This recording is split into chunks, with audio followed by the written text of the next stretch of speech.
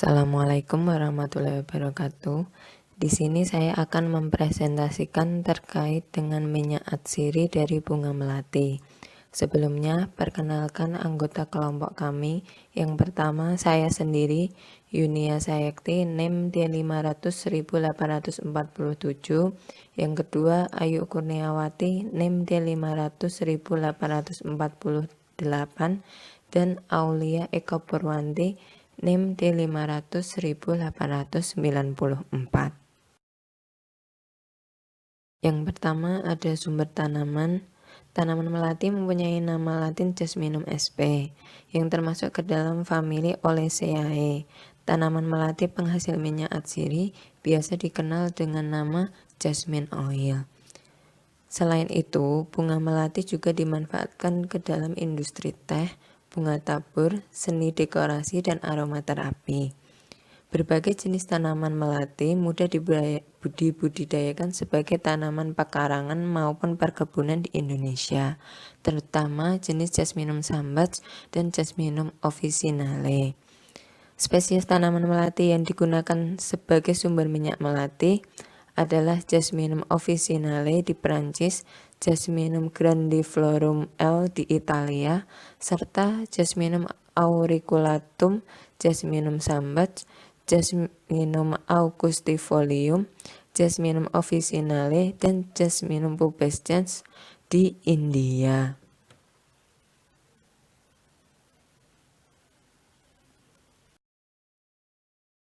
Selanjutnya ada cara pembudidayaan.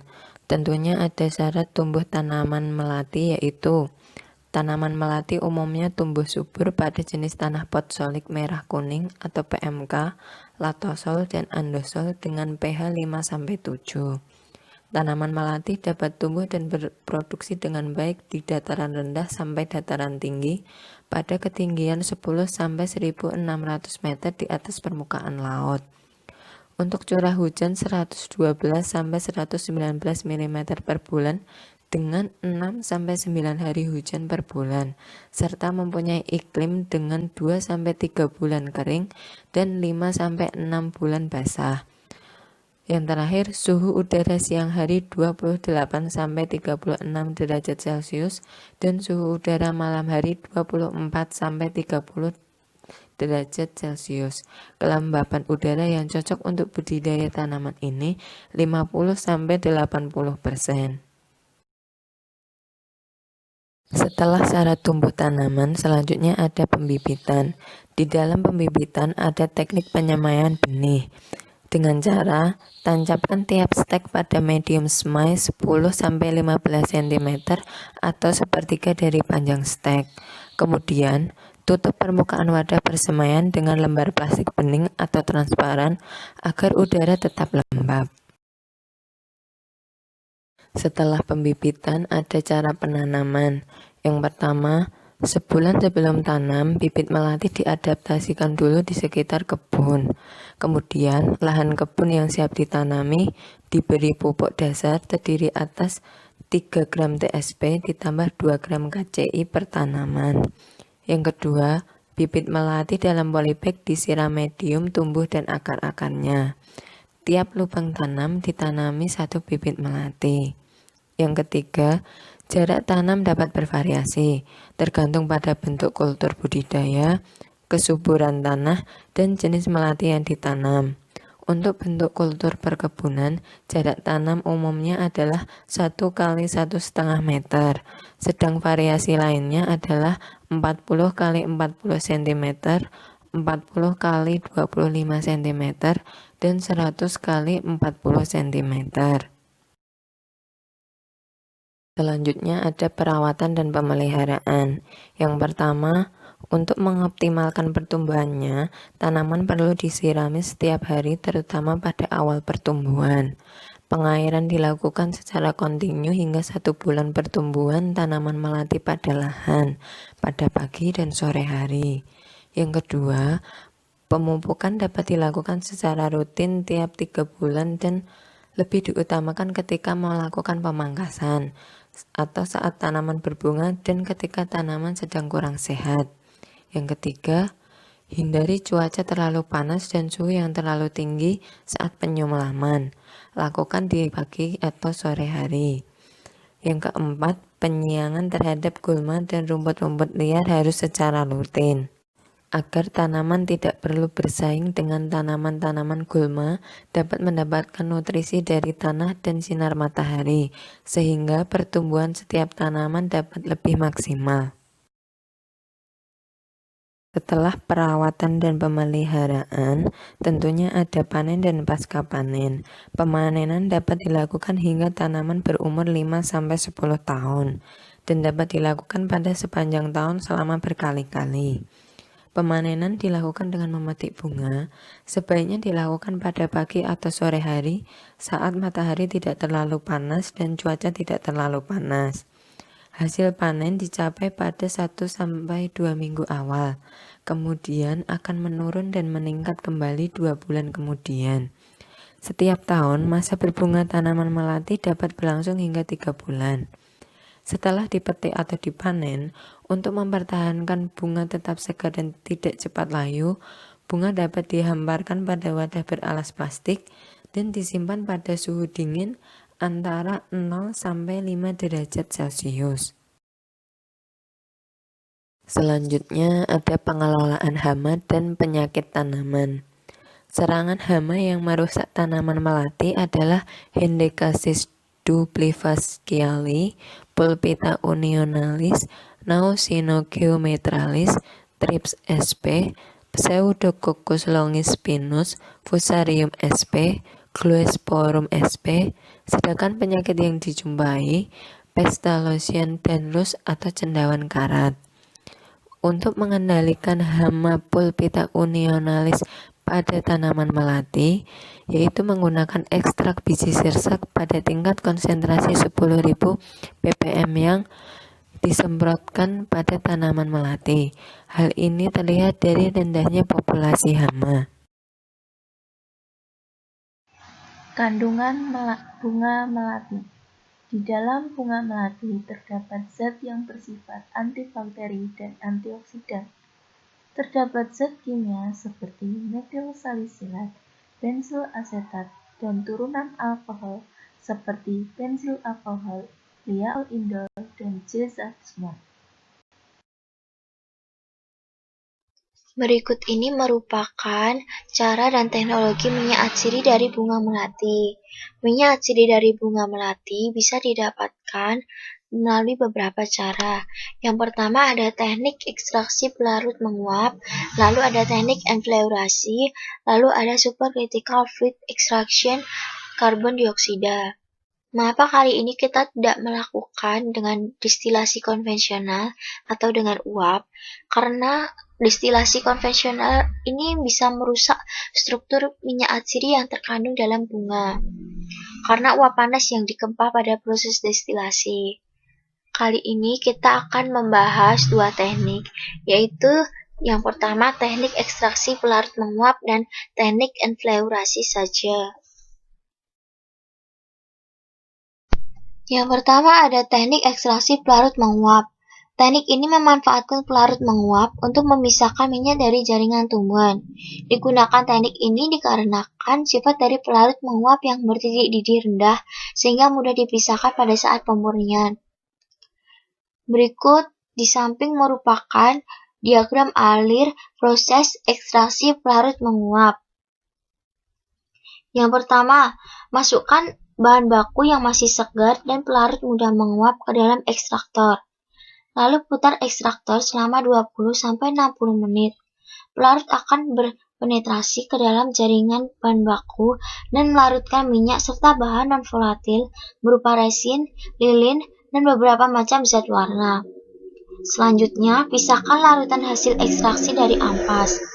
Larutan hasil ekstraksi kemudian didistilasi dalam evaporator vakum pada suhu rendah yaitu 45 derajat Celcius.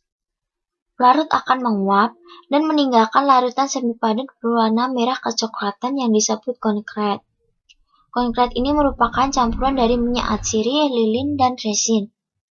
Konkret lalu diaduk dan dilarutkan dalam alkohol panas. Larutan alkohol ini mampu mengikat minyak atsiri dengan sempurna. Selanjutnya, larutan konkret ini didinginkan pada suhu minus 5 derajat Celcius hingga mengendap dan berbentuk lilin. Endapan lilin selanjutnya diperas dan disaring hingga keluar larutan jernih.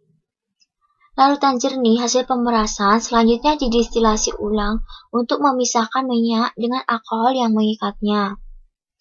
Distilasi dilakukan dalam kondisi vakum dan pada suhu rendah yaitu 45 derajat Celcius hingga diperoleh larutan yang kental yang disebut dengan absolut. Larutan absolut ini bisa dijual dengan harga yang tinggi. Pemilihan pelarut juga sangat berpengaruh pada proses ekstraksi pelarut menguap. Pelarut yang dipilih, yang pertama pelarut harus dapat melarutkan semua zat wangi bunga dengan sangat cepat dan sempurna, dan sedikit mungkin melarutkan bahan seperti lilin, pigmen, senyawa albumin. Dengan kata lain, pelarut bersifat selektif. Yang kedua, harus memiliki titik didih yang cukup rendah agar dapat diuapkan pada saat suhu rendah. Namun juga jangan terlalu rendah karena ditakutkan pada suhu ruangan akan kehilangan sebagian besar pelarut. Lalu, pelarut tidak boleh larut dalam air. Kemudian pelarut harus bersifat inert sehingga tidak bereaksi dengan komponen minyak bunga. Lalu harga serendah mungkin. Pelarut harus diperoleh dengan harga serendah mungkin dan tidak mudah terbakar. Kemudian ada teknik enfleurasi. Pada proses enfleurasi yang merupakan penyulingan minyak bunga alami yang paling kuno, di mana digunakan lemak hewan sebagai penjerap minyak. Minyak atsiri yang dihasilkan dari proses enfleurasi sangat mendekati minyak bunga alamiah dan paling baik dibanding proses ekstraksi pelarut menguap. Keunggulan cara ini yaitu mampu menghasilkan minyak bunga dengan jumlah dan mutu yang tinggi. Karena selama proses tidak banyak bersentuhan dengan panas sehingga kehilangan dan kerusakan zat wangi sangat rendah. Akan tetapi, proses dan teknik ini memiliki kelemahan, yaitu teknik ini menyisakan limbah lemak yang perlu dicarikan cara pemanfaatannya. Dan perlu tenaga yang terambil untuk pengerjaan defleurasi atau mengangkat kuntum-kuntum bunga layu dari lapisan campuran lemak setelah proses penyerapan atau penangkapan minyak. Di samping ada diagram alur proses enfleurasi. Yang pertama, pilih bunga yang masih kuncup dengan tingkat ketentuan optimum, lalu tangkai bunga dihilangkan. Selanjutnya, oleskan lemak yang akan digunakan sebagai adsorben pada lemak kaca setebal 1-2 cm agar diperoleh luas bidang permukaan yang lebih besar untuk penyerapan.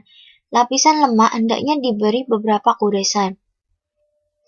Lalu bunga yang telah dihilangkan tangkainya kemudian ditebarkan di atas lapisan lemak secara merata. Semakin lebar bidang bunga yang kontak langsung dengan lemak akan semakin baik.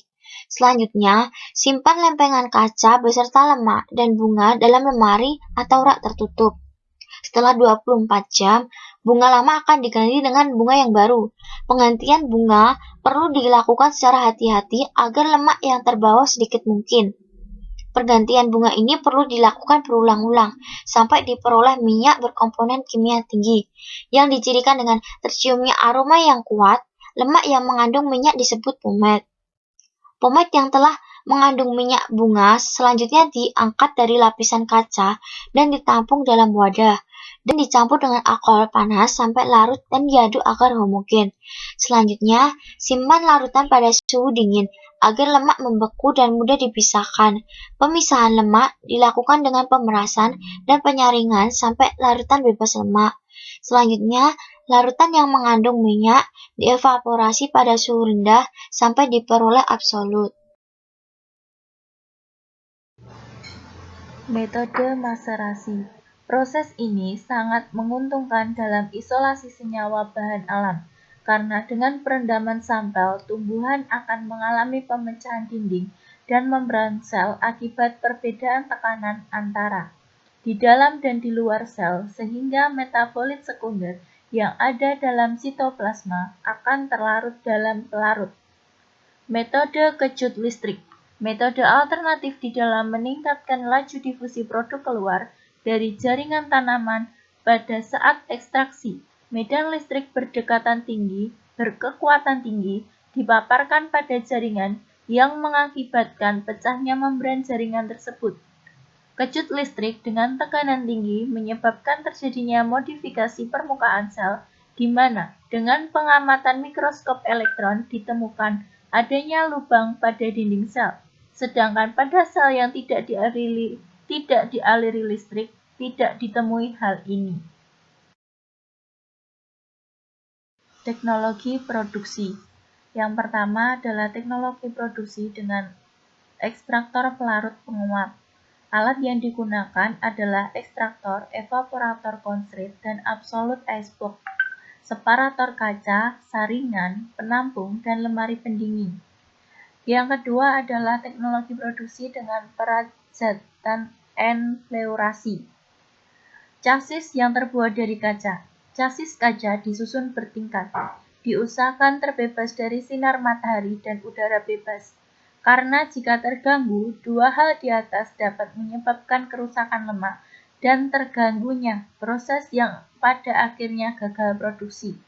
Umumnya, daerah Perancis menggunakan chassis dari kayu, mirip seperti alat sablon, namun kain skrinnya diganti dengan kaca. Minyak atsiri dari bunga melati memiliki banyak sekali manfaat. Bisa untuk parfum atau industri kosmetik, bahkan bunga melati sendiri pun memiliki peran penting pada industri teh. Akhir-akhir ini, minyak atsiri banyak digunakan untuk pengobatan, untuk menghilangkan stres, yang dikenal dengan nama aromaterapi. Lalu manfaat lainnya bisa untuk industri jamu, farmasi, sabun, bahkan minyak atsiri dapat meningkatkan penghasilan petani dan devisa negara.